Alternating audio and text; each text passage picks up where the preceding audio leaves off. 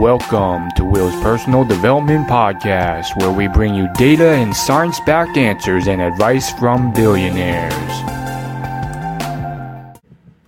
This is Will Chow of Will's Personal Development Show Podcast and WillYouLaugh.com coming to you from the power of the internet. I think it's that I stole that from that other guy on YouTube. You know that guy, Boogie 7961, whatever his name is. Anyhow, the point is today we're going to be covering the major differences between how a billionaire thinks versus how a millionaire thinks.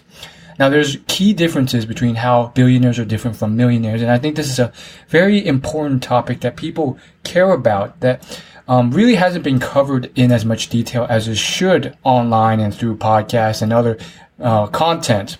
There's really not much out there on this topic.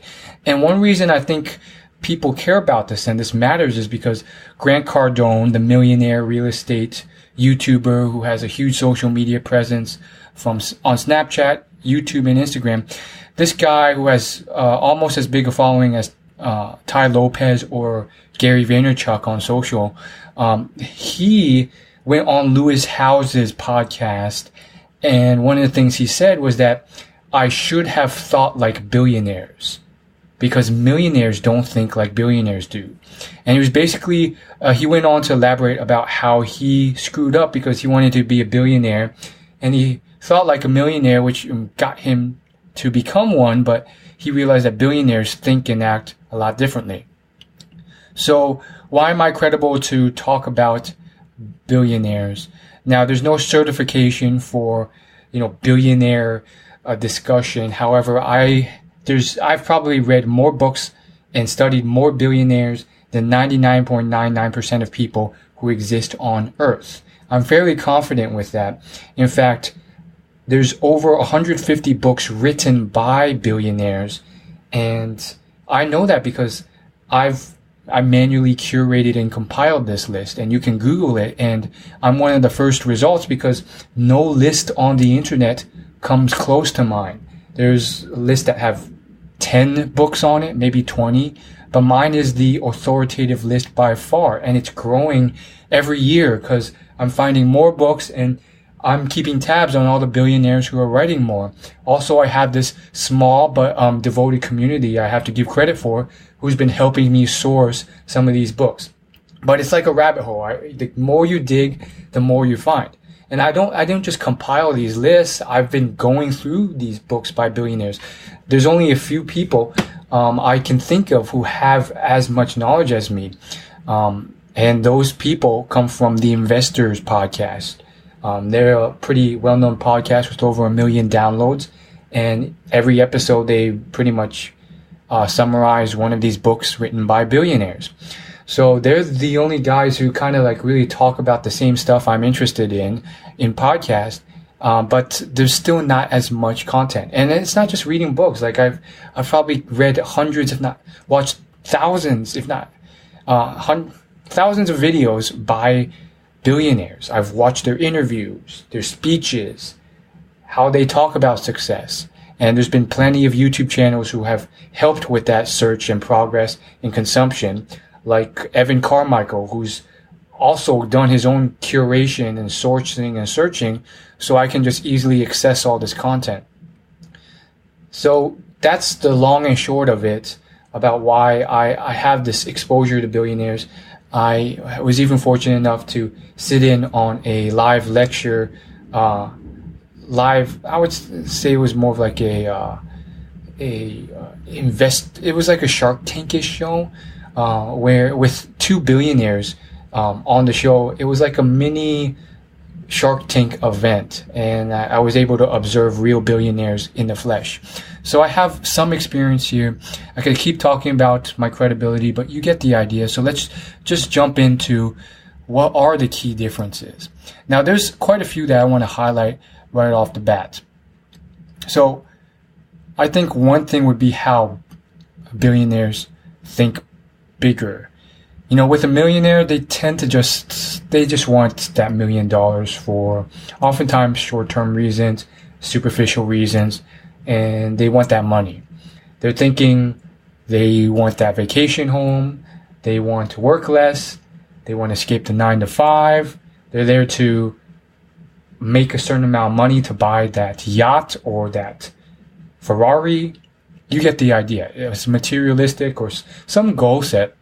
But billionaires oftentimes, and I can cite many examples, whether it's Jeff Bezos trying to change the world, or Phil Knight, who really believed in how his shoe could change the fabric of the running community. It was more than just, hey, I want to make that money. Sure, it was initially a part of it, but it was less a part. They think big. They kind of want to change the world in a way. Now, there's different types of billionaires. There's another podcast called Marketing School, and they did a short 5-minute episode on how billionaires and millionaires think differently based off, the few billionaires that the host have met over the years. And they mentioned thinking big, but I respectfully disagree with them on the whole point that billionaires always think super big, like Elon Musk, and they have to tackle something ridiculous like Jeff Bezos or Musk with flying to Mars and colonizing it. If you look at a lot of these guys, Sarah Blakely, she has a fantastic Instagram, and she's always posting Instagram stories that really show how she's a great mom and the struggles of momhood. She did not start with this crazy world domination plan. And so I'm still kind of debating whether that's the best approach. I think I've seen it work for some successful people. For others, thinking too big too quickly can just overwhelm you. But Sarah, she just started with Spanx, this idea that these legging hosiery things could be more comfortable for women. And it just ended up scaling and multiplying to a $1 billion company. She didn't initially have this idea that I'm going to take over the world. She just wanted to validate this idea. And she fought for years to really get this thing manufactured, which was just hard. You need to get a certain amount, and you need the money to do that. And so you need backing, a factory to do that. So it was a lot of legwork. Or take the Chick-fil-A founder. This is probably one of the best private fast food companies today. I mean, their service is above the others, and it's one of my favorite places to eat. Now, the founder wrote quite a few books. His name's S. Truett Cathy, but what's important for you is that, he didn't have this grandiose plan to become this multi-billion-dollar business. He was like, I have this chicken sandwich. I think it's remarkable. It's different. And I'm going to start this restaurant and go from there. So think about this. Yes, there's a certain era of thinking bigger.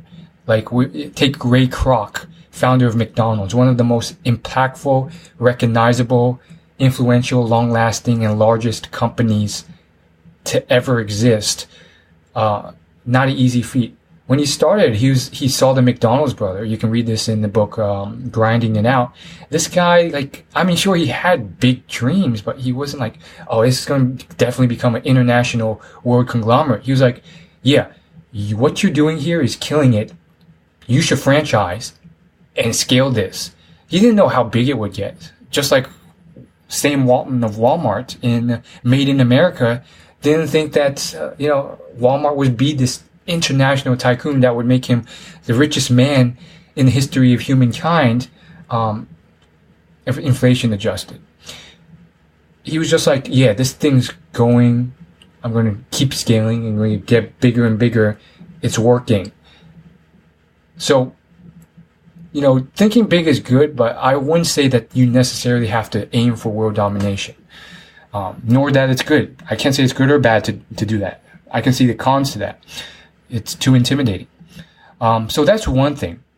Now, what else? Well, one thing I've noticed, I've picked up on that I don't think others really talk about is this whole mentality that millionaires have of dollars per hour, or this employee mindset in a way. Whereas billionaires, they're always thinking higher level strategic. Now, what do I mean by this? Well, I love watching Eventual Millionaire. It's a video and audio podcast, and every episode interviews a new millionaire. Now there's like millions of millionaires in the world, which is crazy.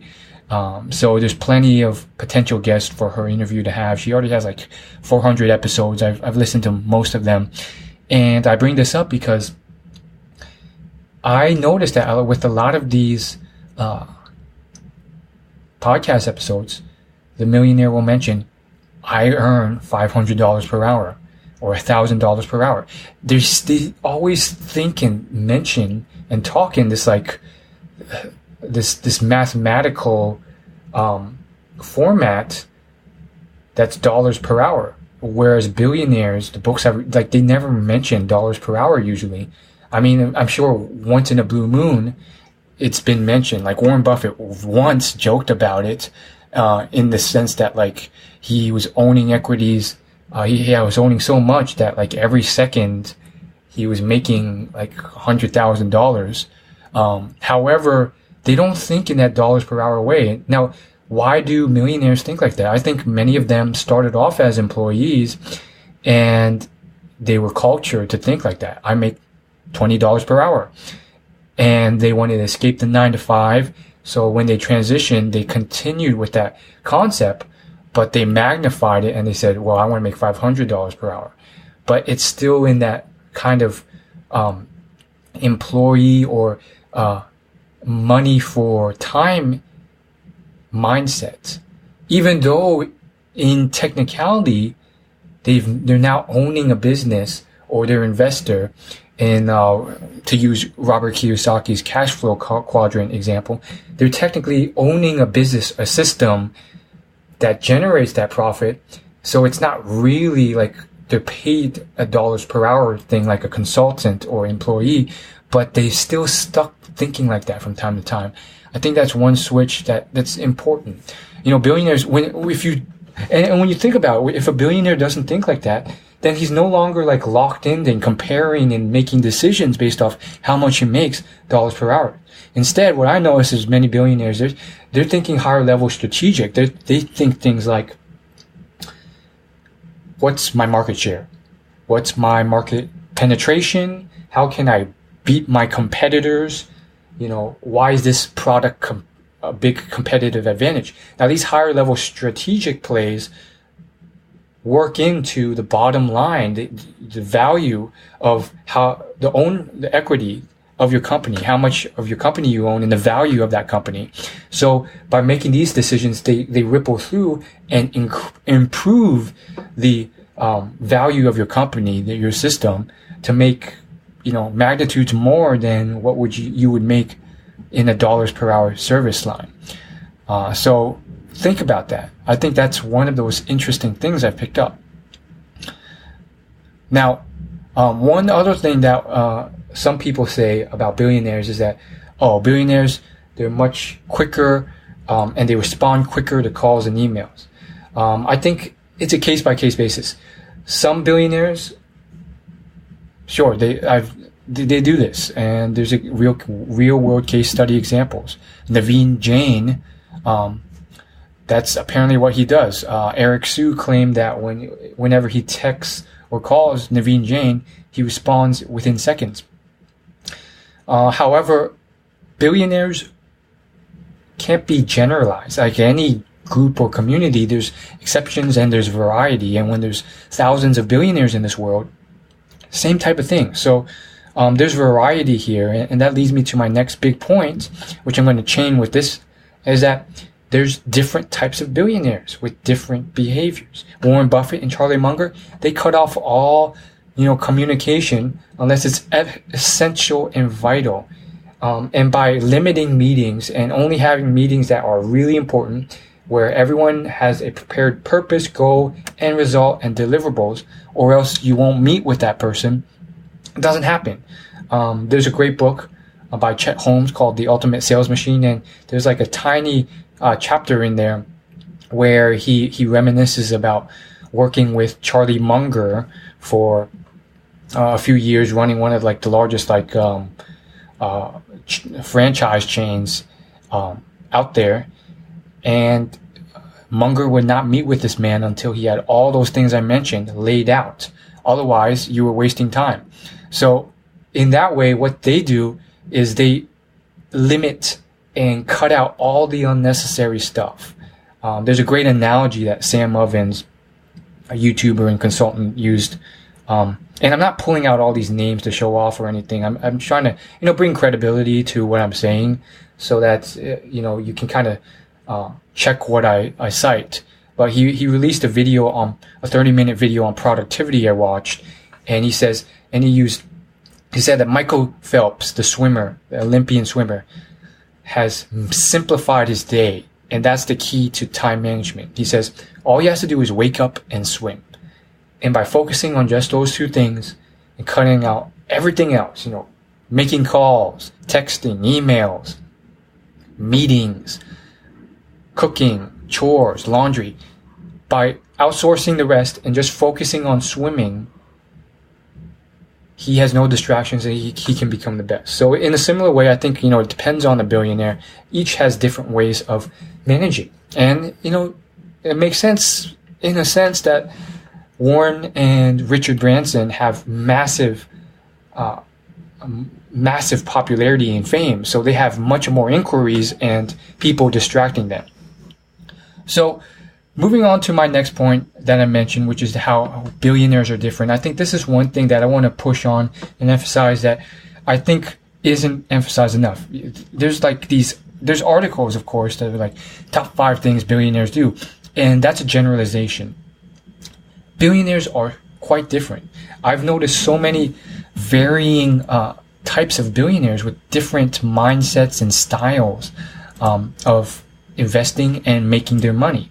There's billionaires who made all their money by a mixture of all the right success traits, hard work, perseverance, and all that stuff, with the right timing, the right industry, the right company, and they stuck with that company for their whole life.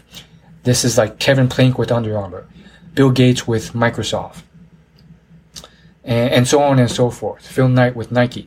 And they're not serial entrepreneurs. They're not people who can just start a new company and make it successful and jump and jump and jump. They were just in the right place in the right time, like Howard Schultz, another example. And they just built that and grew it and stuck with it because they found a winner. They built that winner. And I don't think, based off reading their biographies, that if they had to start over and do it again in a new industry or, from scratch, I don't think they would have become a billionaire again. It was such a right mixture, a perfect storm, you could call it, of all the right things. Take Microsoft, being right there when IBM was strong and missed a huge opportunity, and having the right ingredients and the knowledge and the talent when the world was ready for computers to come, and having that technology and the materials and the physics there and all these things, and Bill having 10 years of coding back when there was like only 2 computers available in schools across the nation, and he just happened to be at one of the schools. So he had this head start in that. So there's all these elements that with luck and hard work and perseverance that just paid off. So if he were to do it again nowadays, like if he was born now, he would have not been a billionaire. He would have probably, my theory is, still been wealthy, but nowhere close to that. So that's one type of billionaire. Same thing with Howard Schultz and Kevin Plank potentially and so forth. All these things hit the perfect storm. There's that type of billionaire. Then there's others like serial entrepreneurs like Richard Branson, who is just a monster. Like, I think he could become a billionaire again. Like, he started and he's still creating all these new companies and niches and testing it out. Virgin Records, Virgin Airlines. And then there's 10 more I can't name. He has a gym chain that's quite successful. He has a cell phone company, Virgin Mobile, that's successful. And he's just all over the place, a serial entrepreneur. So that's a different type of billionaire. And then there's others. There's different business styles and investing styles. While business and investing are related and complementary, they're different skill sets. So, what made Kevin Plank successful as a CEO and businessman won't necessarily make him successful as an investor. And some of these billionaires, they probably would not be successful investors because it's a different skill set.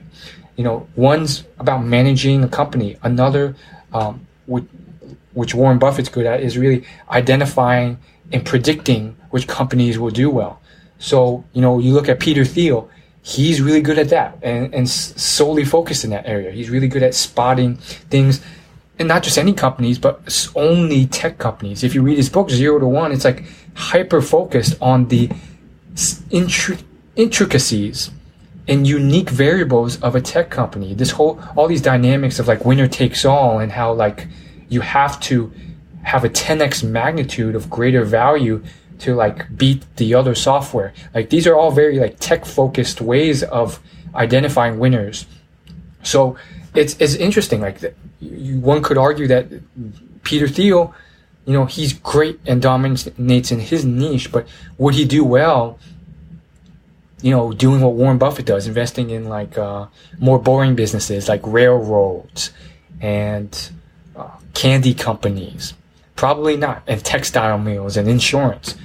Definitely not. So there's these different investment styles, and even within investing, they have different styles that work. You have George Soros, this billionaire, he wrote this very abstract, confusing book. He wrote a couple, one of them called like The Alchemy of Finance, and he has a very like diversified investing style where it's like, where he looks at everything from currency exchange rates to commodities to stocks to bonds and so forth.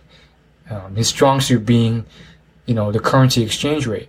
Whereas Warren Buffett's investment style is much more focused on equities. He thinks equities, or another word for equities is ownership in companies. Companies, in essence, are the best investment by far. He says, like, if you take a commodity like a piece of gold, it's just sitting there. But for the price of all the gold that exists in the world, you could buy 7 Exxon Mobils, and that's a company with a system that's producing and creating more value and growing. And that just demolishes a commodity that just sits there and does nothing over the long term. And he says, equities beat bonds and all other sorts. And so that's really what he recommends the average investor kind of just like sticks to for the most part, and just diversify across many equities. Whereas you have people like Soros or Ray Dalio, who has a much more diversified strategy that they recommend across all these different asset classes, bonds, real estate. Ray Dalio, he's more of like, he started more as a commodities guy, but now he recommends like pretty much complete diversification from everything from emerging market stocks to international to domestic to bonds to short bonds, long bonds, commodities. He's not as much into exchange rate and fluctuations in the currency exchanges as Soros, but similar thing. So it's fascinating. There's all these different types of ways of getting rich. I mean, you really gotta find your passion, in my opinion, and stick with it. Because there's different ways of getting there. It's not just one path. Some of them just got there by selling candy. You look at the billionaires list, some of them are in the most simple industries. Hershey's. I mean, they just sell chocolate bars, so you don't have to, overthink it. Now, another thing I found fascinating is that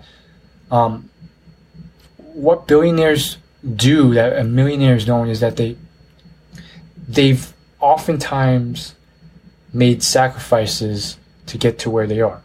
Not to say that it's not possible to live a healthy, happy, full life and balanced life as a billionaire. It tends to take more sacrifices, and some of these billionaires did it well, some not so well. This is one reason why Warren Buffett's one of my favorite and most studied billionaires. Like, this guy, he really understands the importance of happiness, family, relationships, impact, teaching, giving back, all these other life lessons he's taught, showing that money alone and being a billionaire isn't necessary for happiness and fulfillment and all that other stuff. Other billionaires have sacrificed, so much so that they've neglected family, their own health, their own happiness, their relationships. There's one book, Call Me Ted, and I would advise you to check out the Investors Podcast review of this book. This is the Ted who owns quite a few pretty large media companies, and this guy is like, I mean, he clearly didn't do as well in balancing all these areas. I mean, he had some issues with his children, had this strong level of internal desire and yearning for the approval of his father, and that maybe kind of created a hole that could never be filled inside of him. And I don't think that's a mentally healthy thing, that when you're making billions and yet you still need more validation, you'll never have enough. So I think that's one reason why I love Warren Buffett. I mean, this guy's secure. I mean, he's not perfect either, but he's been able to kind of balance and do it from a truly mentally healthy place. And he's not alone. Ray Dalio also has a fantastic set of principles in his book, Principles.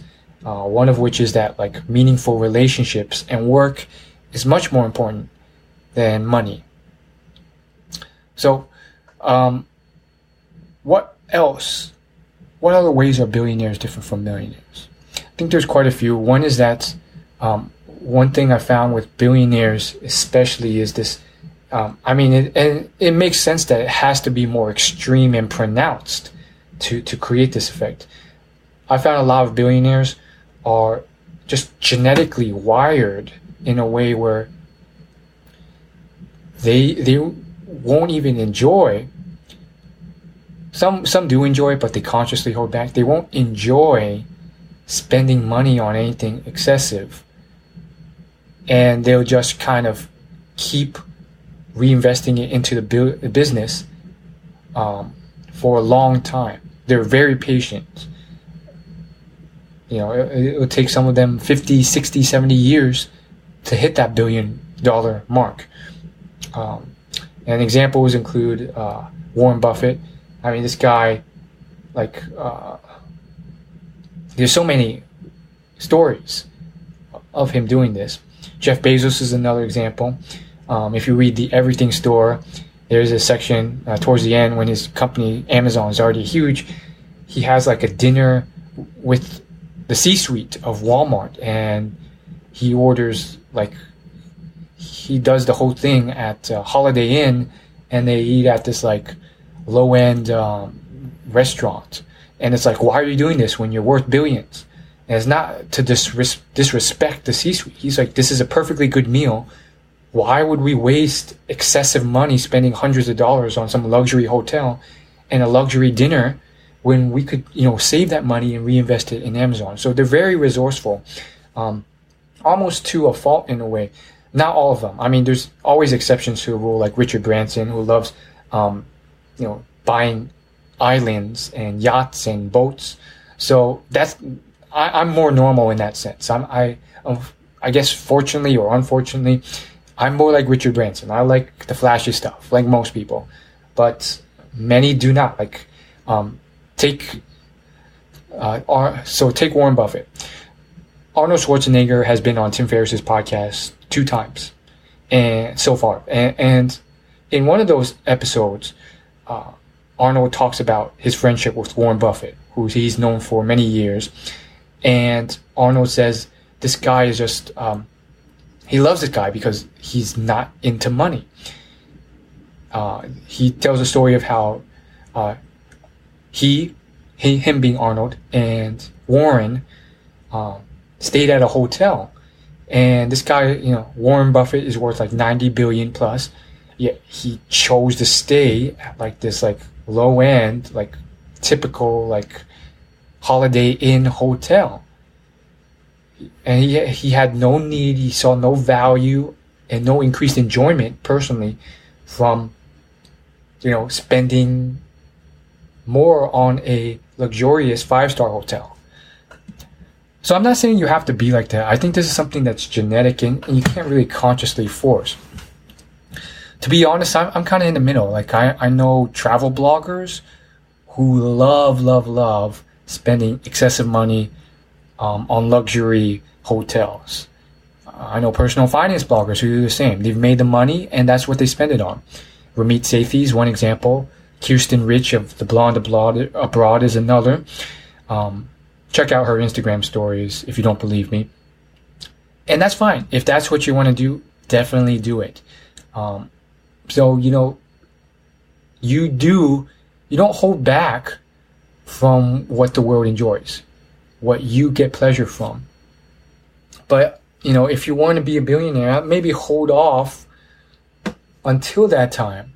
Or, rethink, do you really need to be a billionaire? Like, I sought out, like, when I started this journey, thinking that maybe I wanted to, but, you're not going to come out the same person you did after reading all these books. And I haven't. I've learned that I don't want to be a billionaire. I don't need that much money, and it wouldn't change my life much, having that much versus being a, millionaire. Maybe, a multimillionaire would, but the point is, it's not as big of a need. It shouldn't be. If it takes $1 billion for you to be happy, that's usually some internal struggles and issues that you need to work out. And $1 billion is probably not going to solve that, even if you get it. So really think that through, plus all the struggles that you have to go through and the withholding. So, just something to know. I'm just trying to give you objective observations on what I notice as differences.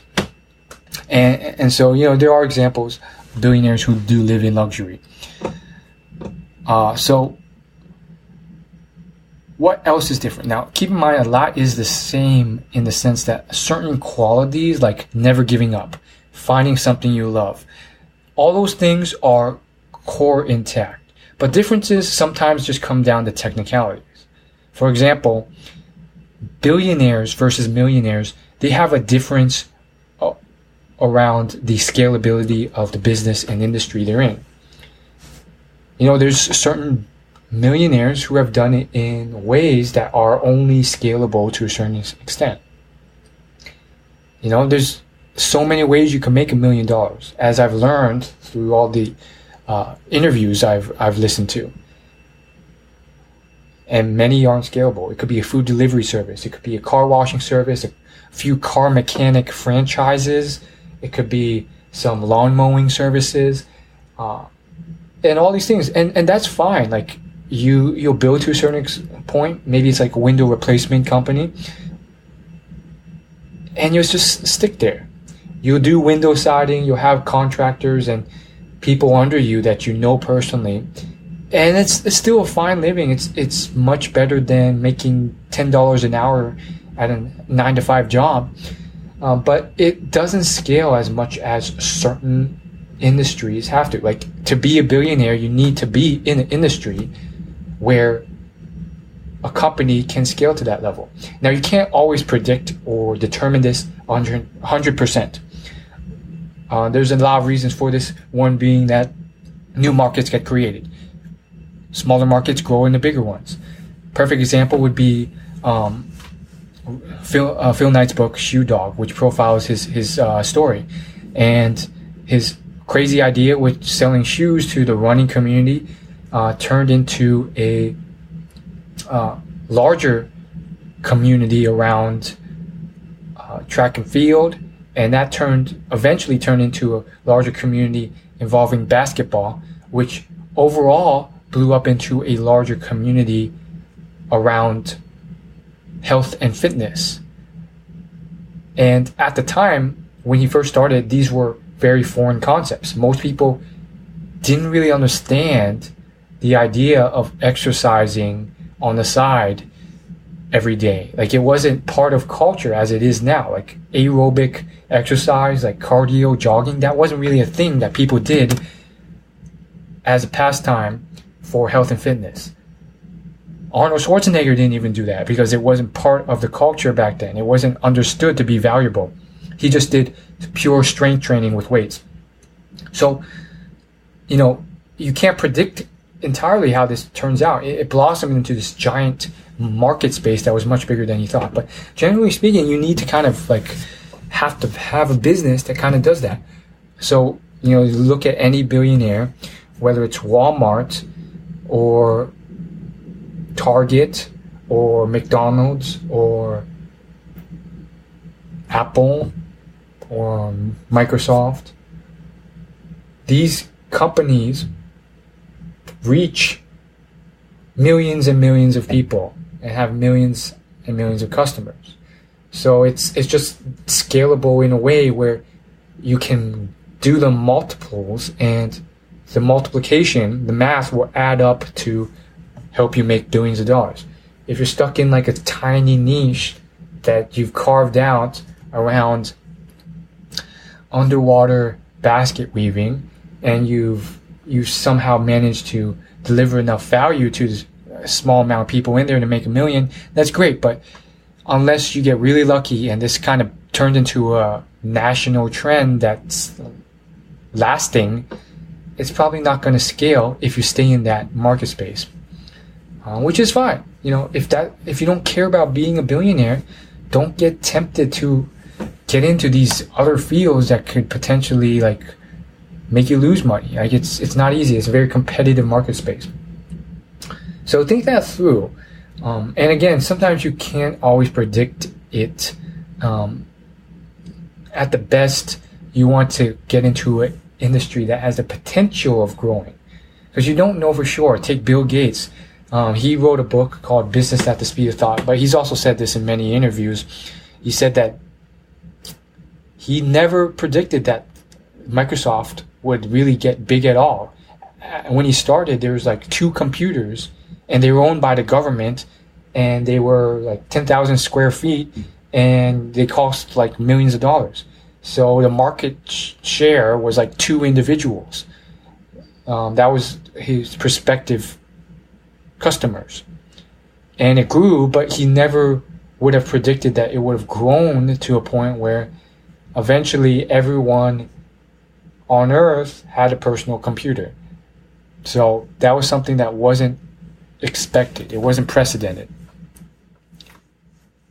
So I kind of want to summarize it there. Are there other differences between billionaires and millionaires?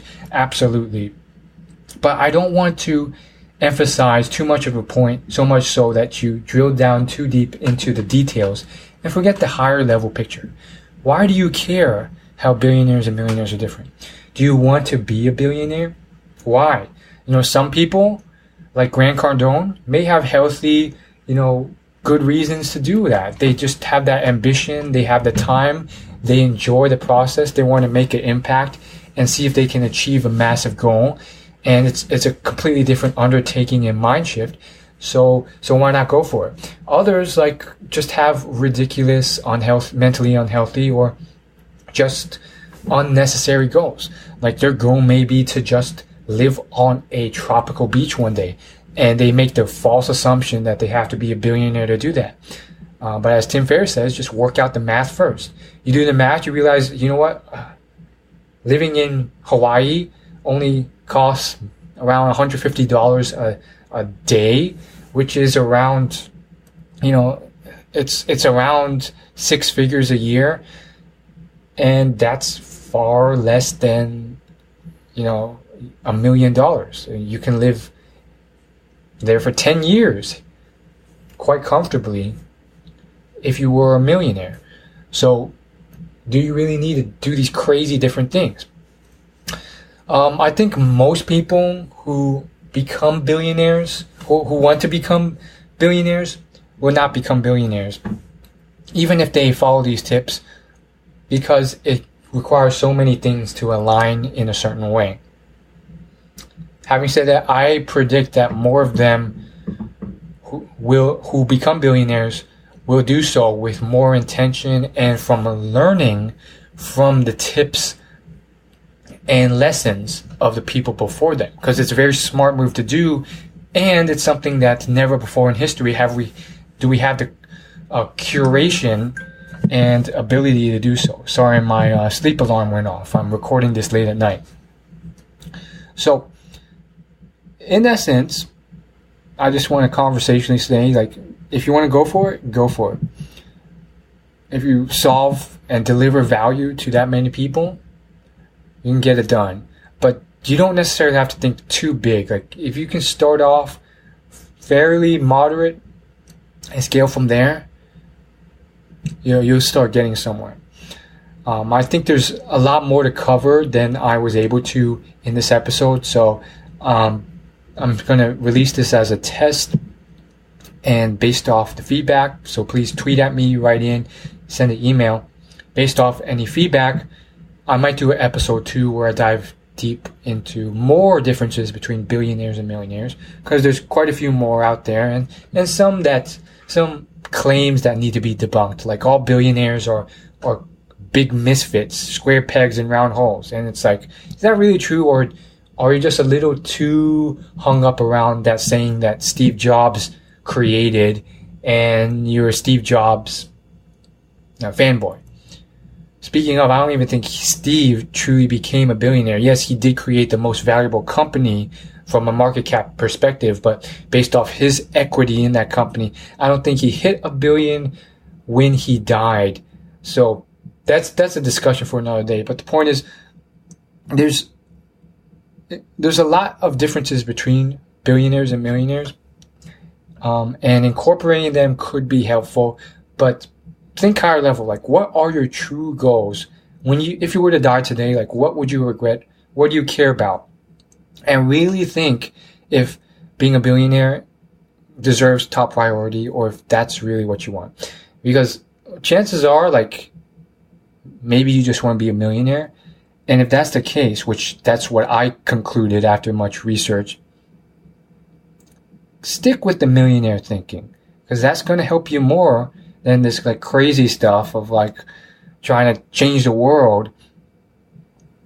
Because it's a different mindset and different goal. Thanks so much for watching or listening, and I'll see you in the next podcast. Hopefully this video was helpful. And again, if you want to reach out, if you want to comment, go to willyoulaugh.com and I'll be happy to respond.